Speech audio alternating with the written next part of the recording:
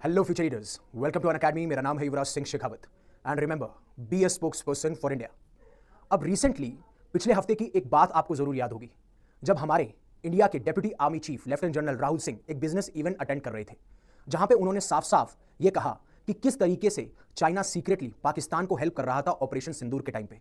और ना खाली उन्होंने टारगेट किया चाइना को, बट उन्होंने ये भी कहा कि अगली बार अगर हम पाकिस्तान से लड़ेंगे तो आप ध्यान में रखिएगा कि चाइना और तुर्की उसके साथ में आएंगे।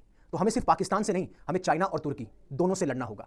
और ये बहुत अनयूजुअल होता है कि ऐसे इवेंट पे आप डायरेक्टली कॉल आउट कर दो कि चाइना हमारा बहुत बड़ा थ्रेट है। हालांकि ये इंडिया की मिलिट्री को भी पता है, इंडिया के एडमिनिस्ट्रेटिव ऑफिशियल्स को भी पता है कि चाइना पाकिस्तान को बैक करता है, और ये चीज यूनाइटेड स्टेट्स और वेस्टर्न नेशंस को भी साफ साफ पता है।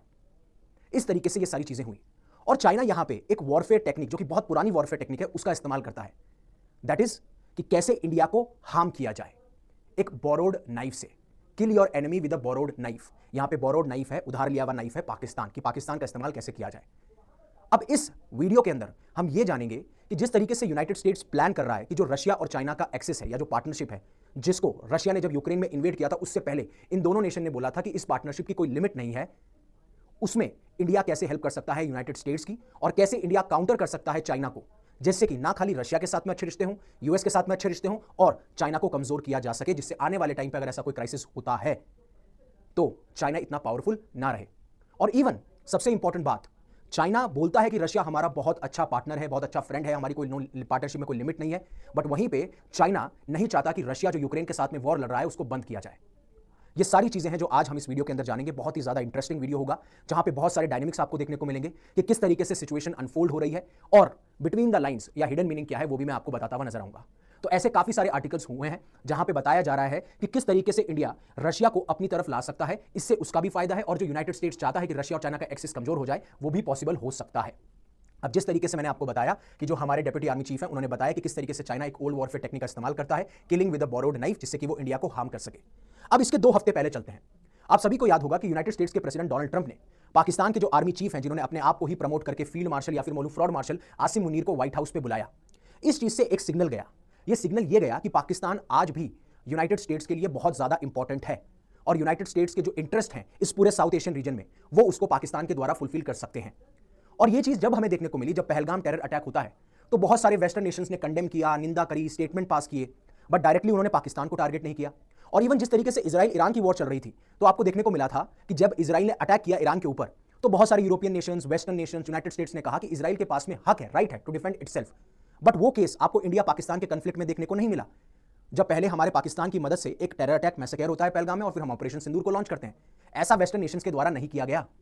तो इसका मतलब यह है कि वेस्टर्न नेशंस को पता है कि हमारे इंटरेस्ट जहां जहां अलाइन करेंगे, हम वहां वहां बात करेंगे।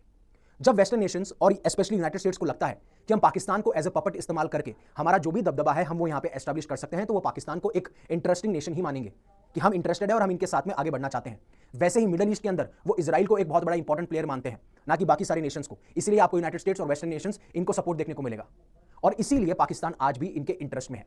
और यूनाइटेड स्टेट्स इसलिए भी चाहता है पाकिस्तान हमेशा इंटरेस्ट में रहे, क्योंकि अगर ईरान में कोई भी गतिविधि ऐसी होती है जो कि इजराइल को हार्म कर सकते हो, इनडायरेक्टली यूएस को, तो पाकिस्तान चेक कर सके ईरान के ऊपर, चाहे से वो सर्विलेंस निगरानी हो या फिर मिलिट्री का मूवमेंट हो या फिर कोई सीक्रेट इंफॉर्मेशन हो जो कि पास ऑन की जा सके। तो पाकिस्तान में इन्वेस्ट करके एक तरफ ये ईरान को हैंडल कर लेंगे, और आज जहां पे ये चाहते हैं कि रशिया चाइना का जो एक्सेस है वो खत्म हो और इंडिया को कॉन्फिडेंस में लिया जाए, जिससे कि इंडो पैसिफिक रीजन में जो चाइना का थ्रेट है उसको काउंटर किया जा सके।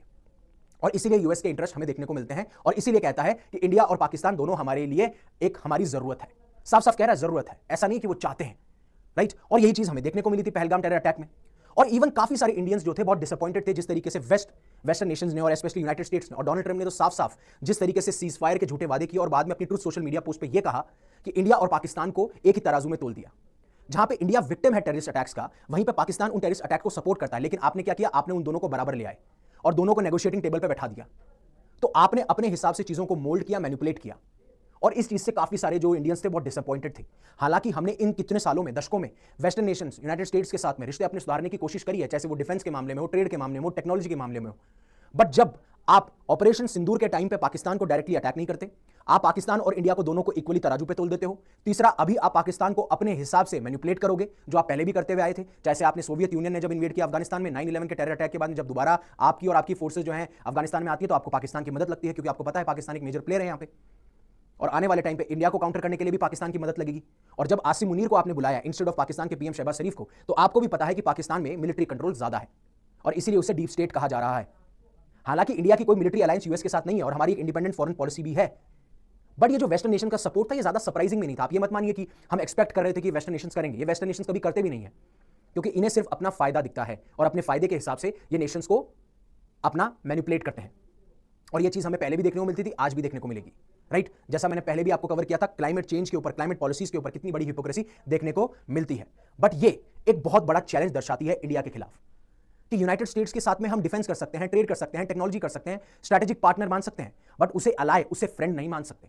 Same goes with China, same goes with Pakistan, ये तो हमें क्लियर है। बट वेस्टर्न नेशंस के साथ में भी हमें यही चीज दिमाग में रखनी होगी। और इसी चीज से निकल के आता है चाइना का थ्रेट, क्योंकि जिस तरीके से रशिया चाइना का एक्सेस यूनाइटेड स्टेट्स को ज्यादा परेशान करता है एज कंपेयर टू इंडिया, वैसे ही इंडिया को ज्यादा परेशान करता है चाइना और पाकिस्तान का नेक्सस, जो कि आपको ऑपरेशन सिंदूर में भी देखने को मिला, आगे भी देखने को मिलेगा और पहले भी था। तो इसलिए इंडिया को इसको हैंडल कर सकते हो। एक, आपको रशिया के साथ में अपने और रिश्ते मजबूत करने हैं, क्योंकि रीसेंट टाइम्स में आपने वेस्टर्न नेशंस की तरफ जाने की जो होड़ आपकी थी या जो आपकी फॉरेन पॉलिसी थी, उसकी वजह से थोड़ा बहुत आपकी रशिया के साथ में जो मजबूती थी वो कम हुई है।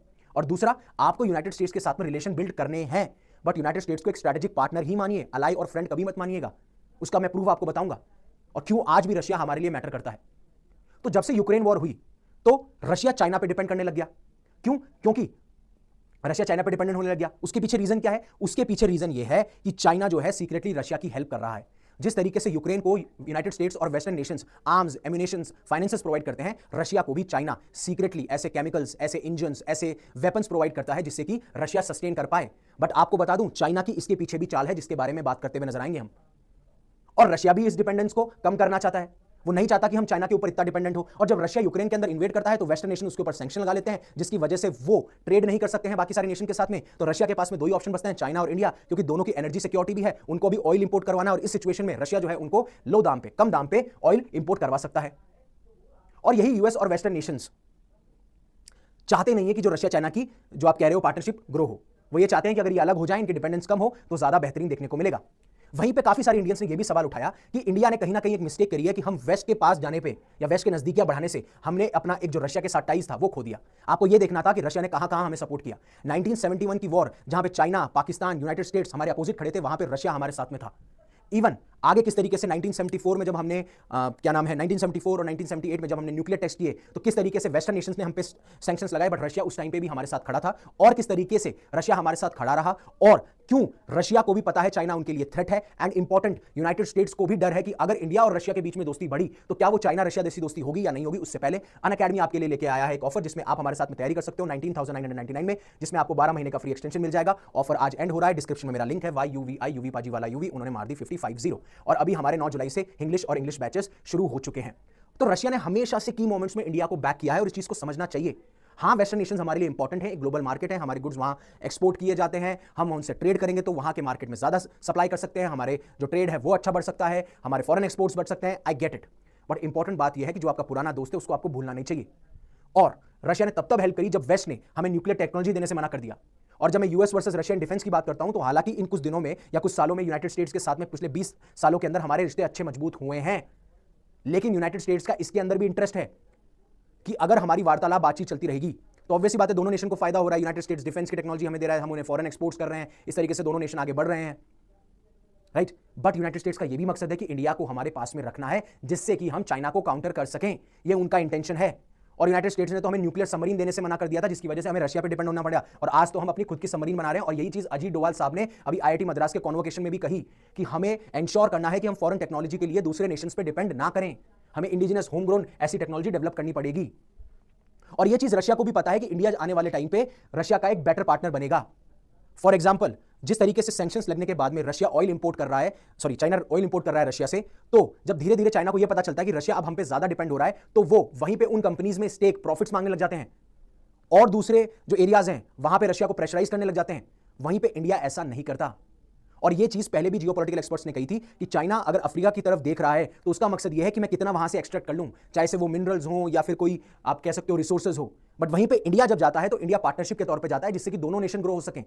और ये रशिया को भी पता है, तो रशिया ज्यादा कंफर्टेबल इंडिया के साथ में फील करता है अगर वो एडवांस टेक्नोलॉजी को शेयर कर रहा है, क्योंकि चाइना ऑलरेडी उनके लिए थ्रेट है। और इसीलिए रशिया ने एविएशन के जो सीक्रेट्स हैं वो चाइना को देने से मना कर दिया था। इतनी दोस्ती होने के बावजूद भी, क्योंकि रशिया जो है कंफर्टेबल नहीं है चाइना के साथ में अच्छी दोस्ती रखने के लिए, बट वो रशिया जो है यूक्रेन में इन्वेड कर चुका है, जिसकी वजह से चाइना की मदद ज्यादा लग रही है when it comes to supplying weapons, defence and all. और जिस तरीके से इस टाइम पे इंडिया और रशिया जहां पे जॉइंट प्रोडक्शन की बात कर रहे हैं, जैसे वो S-500 मिसाइल सिस्टम हो, जिस तरीके से S-400 सिस्टम जो है वो सक्सेसफुल रहा अगेंस्ट पाकिस्तान, और पहले भी वो बहुत सारे वेपन्स पे काम कर चुके हैं, जैसे आपको पता होगा ब्रह्मोस मिसाइल, जिसको रिसेंटली अभी उसका डेब्यू हुआ था। लेकिन जिस तरीके से ये 3 साल जो है रशिया के लिए बहुत डिफिकल्ट रहे, जिसकी वजह से वो चाइना पे डिपेंडेंट रहा है, क्योंकि वो डिपेंड करते हैं कि रशिया को ड्रोन सप्लाई किया जाता है, इंजन सप्लाई किया जाता है, इलेक्ट्रॉनिक सप्लाई किया जाता है, केमिकल सप्लाई किया जाता है, जिससे वेपन्स बना सकें। बट चाइना और रशिया के बीच में सब कुछ परफेक्ट नहीं है।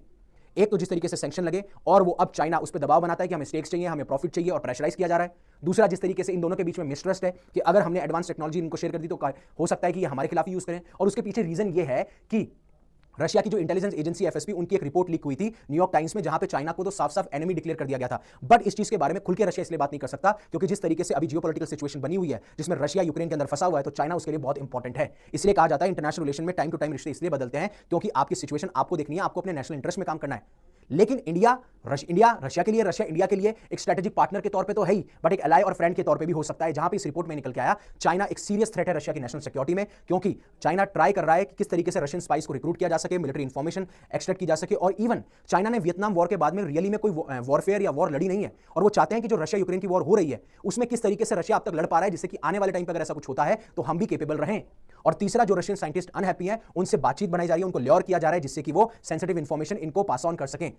और तीसरा सबसे बड़ा फैक्टर, रशिया को यह भी पता है कि चाइना जिस तरीके से वार्न करता है, क्लेम करता हुआ नजर आता है कि वो चाहते हैं कि जो रशियन टेरिटरी पैसिफिक रीजन में उसमें टेक ओवर कर लें। ये रशिया की पुरानी आदत रही है किस तरीके से लोगों को एक्सप्लॉइट करना है, चाहे वो साउथ चाइना सी में हो, चाहे वो येलो सी में हो, चाहे वो रेड सी में हो, और चाहे आप रशिया के साथ में देखो। और ये इसलिए चाहता है कि चाइना चाहता है कि हमारा जो इन्फ्लुएंस है वो हर जगह हो, हर जगह चाइना का इन्फ्लुएंस आपको देखने को मिले, और ये आपको रशिया के आर्कटिक जोन्स में भी देखने को मिलेगा।